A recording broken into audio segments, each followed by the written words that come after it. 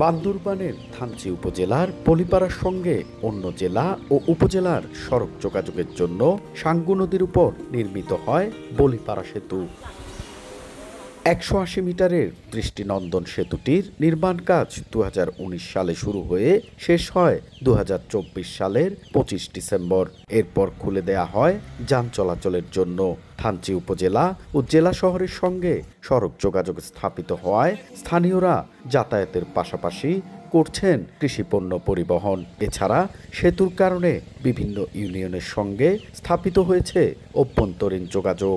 এখন যে ব্রিজ হয়েছে আর গাছ পানো লাগে না, ছাত্রছাত্রী আসারও খুব সুযোগ সুবিধা হয়েছে। আগে যখন ব্রিজ ছিল না তখন যারা গ্রাম থেকে আসা যাওয়া করে তাদের অনেক কষ্ট হইতো, বিশেষ করে যখন বন্যা হইতো। কল্পনা করিনি যে নদীর এপার থেকে ওপারে গাড়ি দিয়ে পার হবে মানুষ, সবার স্বপ্ন এটা পূরণ হয়েছে। এদিকে সেতুটির মাধ্যমে এই জনপদে অর্থনৈতিক পরিবর্তন ঘটবে আশা পার্বত্য চট্টগ্রাম উন্নয়ন বোর্ডের।